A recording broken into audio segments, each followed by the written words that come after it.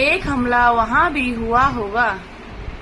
साथियों, 14 फरवरी को पुलवामा में हुए आतंकी आत्मघाती हमले में देश के 39 जवान शहीद हुए हैं।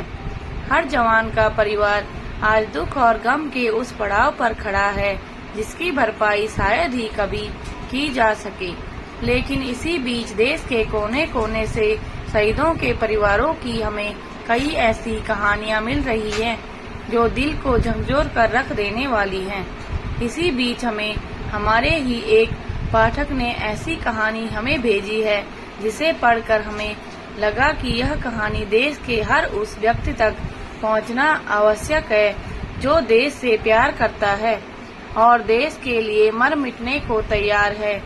आप सभी पाठकों से बस हमारा यही अनुरोध है कि अगर आपके दिल को हमारी यह कहानी थोड़ी सी भी छू जाए तो कृपया इस कहानी को शेयर कर देश के घर घर तक पहुंचाने का कष्ट करें। एक हमला वहाँ भी हुआ होगा। आज भी फोन नहीं किया, मैं बात ही नहीं करूँगी आज।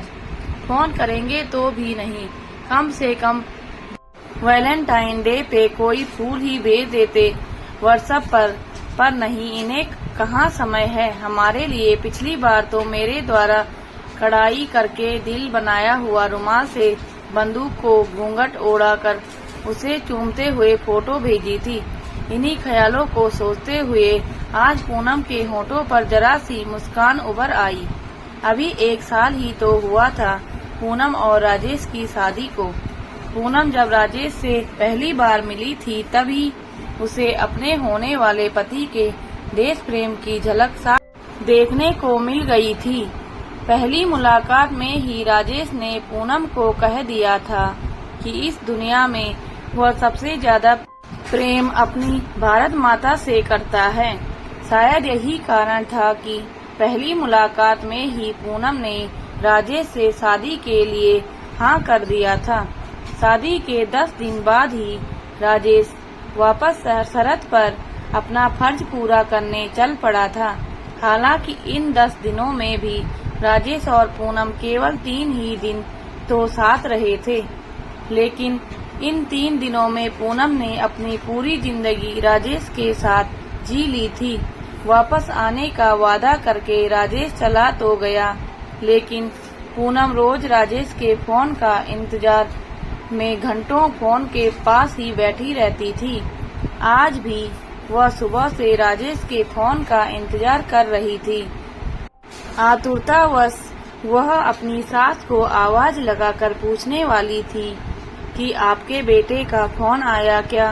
तभी याद आया कि ससुर जी घर पर हैं, तो मुन्ने को सुलाकर धीरे से अपने कमरे से निकलकर सासू माँ के कमरे की तरफ बढ़ी। तभी ससुर जी के कमरे में चल रही टीवी में एक सहमी सी पत्रकार कहती हुई सुनाई पड़ी, इस वक्त एक बड़ी खबर आ रही है। पुलवामा में आतंकी हमले में कई सैनिकों के शहीद होने की बुरी खबर इस वक्त हम आपको सुना रहे हैं। ये शब्द उसके कानों में पड़ने के बाद सब कुछ इस तरह सुन पड़ गया मानो उसके कानों में कोई ग्रेनेड फटा हो। परसों फोन पर वह यही तो जाने की बात कह रहे थे। नहीं नहीं, यह नहीं हो सकता, उन्होंने कुछ और बोला होगा, लेकिन सुबह से उनका फोन क्यों नहीं आया। यही सोचती हुई वह बाहर ही दीवार पकड़कर बैठ गई।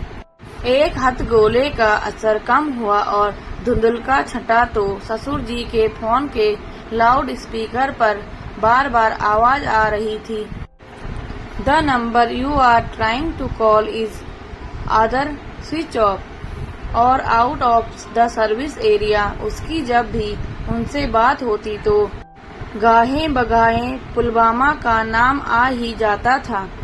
फिर से आंखों के सामने अंधेरा छाने लगा। थोड़ी देर बाद उसने हिम्मत करके ससुर जी के कमरे का द्वार हल्का सा खोल दिया। वो इस तरफ पीठ करके बैठे, कभी फोन तो कभी टीवी को देख रहे थे।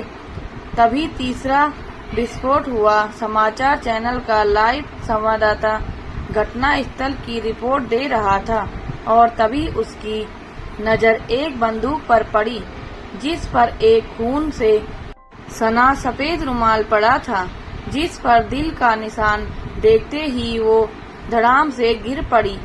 साथियों, पुलवामा में हुए आतंकी हमले से हम सबका मन आघात है। आज हम सभी देशवासियों के मन में इस हमले को लेकर आक्रोश है, लेकिन सिर्फ आक्रोश से काम नहीं चलेगा। देश प्रेम की आवाज आज देश के हर व्यक्ति तक पहुंचने की आवश्यकता है। दोस्तों, यदि आपको हमारी कहानी अच्छी लगी हो तो प्लीज लाइक, कमेंट, शेयर और सब्सक्राइब जरूर करें। धन्यवाद।